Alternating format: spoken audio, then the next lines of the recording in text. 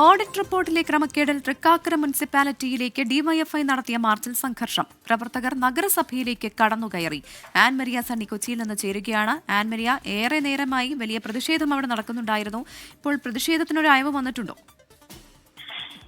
പ്രതിഷേധത്തിന് ഇപ്പോൾ ഒരു അയവ് വന്നിട്ടുണ്ട്. പ്രതിഷേധക്കാർ ഈ സംഭവ സ്ഥലത്ത് നിന്നും പിരിഞ്ഞു പോയിട്ടുണ്ട്. സംസ്ഥാനത്ത് ഏറ്റവും കൂടുതൽ വരുമാനമുള്ള നഗരസഭയാണ് തൃക്കാക്കര നഗരസഭ എന്ന് പറയുന്നത്. അവിടെയാണ് ഓഡിറ്റ് റിപ്പോർട്ടിൽ ഒരു വലിയ തരത്തിലുള്ള ഒരു കുറവ് അല്ലെങ്കിൽ ഒരു ക്രമക്കേട് ഈ ഓഡിറ്റ് വകുപ്പ് കണ്ടെത്തുന്നത്. അത് 7 കോടി രൂപയോളം തന്നെ അക്കൗണ്ടിൽ കാണുന്നില്ല എന്ന രീതിയിലായിരുന്നു ഓഡിറ്റ് റിപ്പോർട്ട് പുറത്തു വരുന്നത്. ഇതിന് പിന്നാലെയാണ് ഡിവൈഎഫ്ഐ പ്രവർത്തകർ ഈ പ്രതിഷേധവുമായി തൃക്കാക്കര മുനിസിപ്പാലിറ്റിയിലേക്ക് എത്തുന്നത്.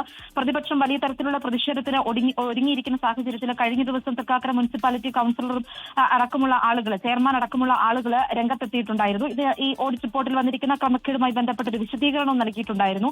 ഇതിന് പിന്നാലെയാണ് ഇപ്പോൾ ഡിവൈഎഫ്ഐ പ്രവർത്തകരുടെ നേതൃത്വത്തിൽ തൃക്കാക്കര മുനിസിപ്പാലിറ്റിയിലേക്ക് പ്രതിഷേധവുമായി എത്തിയത്. ഈ പ്രതിഷേധത്തിൽ ചെറിയ രീതിയിലുള്ള സംഘർഷത്തിലേക്ക് നയിച്ചു. ആ സംഘർഷം പിന്നീട് ഈ മുനിസിപ്പാലിറ്റിയിലേക്ക് ഉള്ളിലേക്ക് കടന്നു കയറുന്ന രീതിയിലേക്കും പോയിരുന്നു. പിന്നെ പോലീസ് എത്തിയാണ് ഈ പ്രതിഷേധവുമായി എത്തിയവരെ അവിടെ നിന്ന് പിന്തിരിപ്പിക്കുന്ന ഒരു സാഹചര്യം ഉണ്ടായത്. എന്തായാലും വലിയൊരു പ്രതിഷേധത്തിന് ഒരു അയവ് ഇപ്പോൾ വന്നിട്ടുണ്ട്. പ്രവിത, ശരി, വലിയ പ്രതിഷേധമാണ് ഡിവൈഎഫ്ഐയുടെ ഭാഗത്തുനിന്ന് തൃക്കാക്കര മുനിസിപ്പാലിറ്റിയിൽ നടന്നത്.